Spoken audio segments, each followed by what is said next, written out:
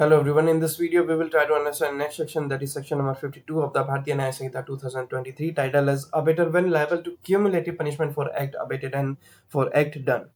ये section directly linked है पिछले वाले सेक्शन से, सेक्शन नंबर 51 से। सेक्शन नंबर 51 ये कहता था कि अबेटर ने किसी को एक कार्य करने के लिए दिया और कॉन्सिक्वेंस में कोई दूसरा कार्य भी हो गया, तो अबेटर दोनों के लिए लायबल होगा। ठीक है, उसी को कंटिन्यू करता हुआ ये कहता है सेक्शन 52 कि जो दोनों ऑफेंसेस हुए हैं, ऑफेंसेस दोनों हुए हैं, हालांकि अबेटर ने एक बोला था लेकिन 2-3 ऑफेंसेस हो गए हैं, तो उन सबकी पनिशमेंट अबेटर को मिलेगी जोड़ के। क्यूमुलेटिव पनिशमेंट यहाँ पे टर्म मेंशन है। क्यूमुलेटिव पनिशमेंट का मतलब ही होता है संचित सजा, यानी कि जुड़ी हुई सजा। जितने भी ऑफेंसेस हैं उन सबको कैलकुलेट करके, फॉर एग्जांपल ऑफेंस नंबर 1 3 साल का पनिशमेंट, ऑफेंस नंबर 2 2 साल का पनिशमेंट, टोटल जोड़ के हुआ 5 साल, दैट इज क्यूमुलेटिव पनिशमेंट। तो सेक्शन 52 डायरेक्टली लिंक्ड है सेक्शन 51 से, जो कि कहता है कि अबेटर के द्वारा किसी व्यक्ति को उकसाया गया किसी अपराध को करने के लिए, और उस अपराध को करने के दौरान उस व्यक्ति के द्वारा कोई दूसरा अपराध भी हो गया जो कि दूसरी प्रवृत्ति का है, दूसरी उसका नेचर दूसरा है। तो ऐसी परिस्थिति में दोनों ही ऑफेंस के लिए, या फिर तीनों या फिर चारों जितने भी ऑफेंसेस हुए हैं, उस एक्शन के दौरान जो कि अबेटर चाहता था कि हो, तो उन सभी ऑफेंसेस की पनिशमेंट अबेटर को मिलेगी। This is what section 52 is trying to say, जोड़ के पनिशमेंट, सभी पनिशमेंट जोड़ के। टाइटल से इतना समझ में आया। अब प्रोविजन क्या कहता है वो देखते हैं। If the act for which abettor is liable under section 51, ये कह रहा है कि जितने भी एक्ट हैं जिसके लिए अबेटर लायबल है, जो कि सेक्शन 51 में मेंशन है। सेक्शन 51 क्या कहता है कि अबेटर ने कुछ बोला, हुआ कुछ और गया, तो अबेटर लायबल होगा उस कुछ और एक्ट जो हो गया है उसके लिए भी। ठीक है, तो सेक्शन 52 यहाँ पे कह रहा है कि ऐसी परिस्थिति में जहां पर अबेटर लायबल है सेक्शन 51 के किसी एक्ट के लिए, in addition to the act abetted, जो उसने डिसाइड किया था उसके अलावा भी कोई दूसरा एक्ट हो गया, and constitute a distinct offence, यानी कि कोई दूसरा ऑफेंस कमिट हो गया, the abettor is liable to punishment for each of the offences. तो जितने भी ऑफेंसेस हुए हैं उन सभी के लिए अबेटर लायबल होगा। अगर वो ऑफेंसेस कॉन्सिक्वेंसेस थे उस एक्ट के जो अबेटर ने डिसाइड किया था, तब इलस्ट्रेशन से क्लैरिटी काफी बढ़ जाएगी। इसको नीचे कर देते हैं। ए इंस्टिगेट करता है बी को to resist by force a distress made by a public servant. किसी प्रॉपर्टी को कैप्चर करना, ठीक है, उसको सीज करना, एक पब्लिक सर्वेंट को ऑर्डर मिला है, कि इस प्रॉपर्टी को सीज करना है।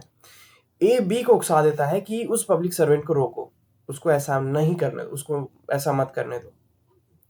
B in consequence resist that distress, तो बी जाता है यहाँ पर और पी एस को रेसिस्ट करता है, पुलिस सर्वेंट को रेसिस्ट करता है, पब्लिक सर्वेंट को रेसिस्ट करता है कि वो इस प्रॉपर्टी को सीज ना करे, इसको फॉरफीचर इसका ना करे, इसको अपने कंट्रोल में ना ले।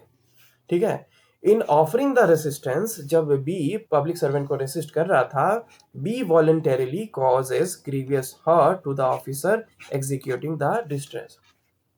सिचुएशन ऐसी बिल्डअप हो गई कि उसको रोकने के दौरान, उसका विरोध करने के दौरान बी और पीएस में हाथापाई हो गई, और बी ने जानबूझ के पब्लिक सर्वेंट को गंभीर क्षति पहुंचा दी। ग्रीवियस हर्ट यानी कि एक तो होता है हर्ट जिसमें क्षति होती है, यानी कि चोट होता है लेकिन उतना ग्रीवियस नहीं होता है, और ग्रीवियस हर्ट होता है कि टांग टूट गई, दांत टूट गया, हाथ टूट गया, फ्रैक्चर हो गया, डिसलोकेट हो गया, तो वो सारी ग्रीवियस हर्ट में काउंट होते हैं। तो बी ने यहाँ पे जानबूझ के उसी को रोकने के दौरान कि पब्लिक सर्वेंट उस प्रॉपर्टी पे कैप्चर ना करे, उसको अपने कंट्रोल में ना ले, बी ग्रीवियस हर्ट कर देता है पब्लिक सर्वेंट को।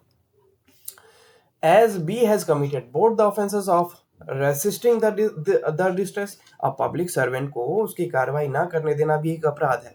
तो बी के द्वारा दो ऑफेंसेस हुए, एक रेसिस्ट करने का और एक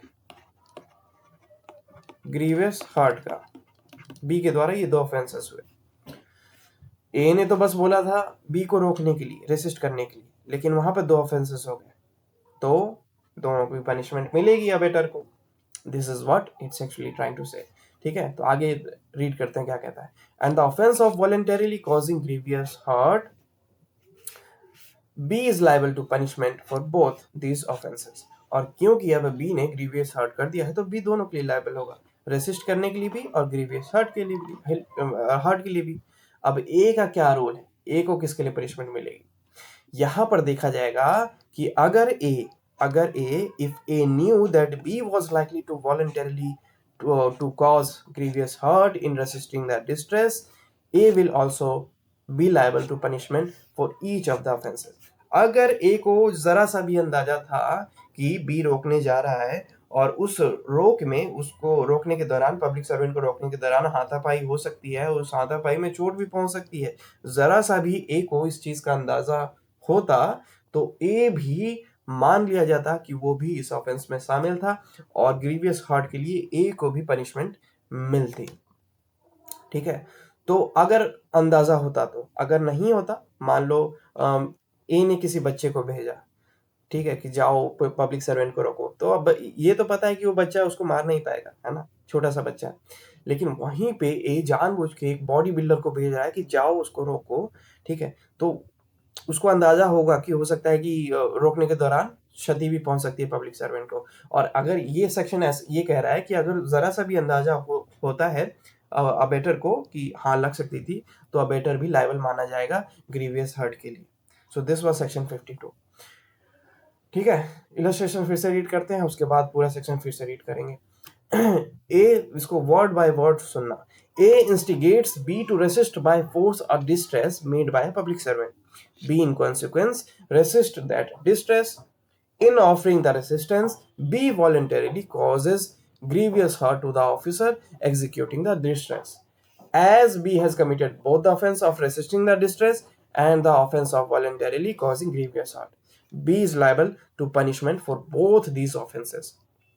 And if A knew that B was likely to voluntarily to cause grievous hurt in resisting the distress, A will also be liable to punishment for each of the offenses. आया? नहीं है तो 5 बार read करना है इसको। अब इसको overall read out करके इसको क्लोजर देते हैं। What section 52 is trying to say, abettor when liable to cumulative punishment for act abated and for act done, if the act for which the abater is liable under section 51 is committed in addition to the act abated and constitute a distinct offense, the abater is liable to punishment for each of the offenses. A, what its illustration say is, A instigates B to resist by force or distress made by a public servant, B in consequence resist the distress. In offering the resistance, B voluntarily causing grievous hurt to the officer executing the distress, as B has committed both the offense of resisting the distress and the offense of voluntarily causing grievous hurt. B is liable to punishment for both these offenses. And if A knew that B was likely to voluntarily to cause grievous hurt in resisting the distress, A will also be liable to punishment for each of the offenses. This was section 52. I hope समझ में आया। In case नहीं आया तो you can comment me and I will give my best to answer that question। इस video में इतना ही। Have a good time. Thank you.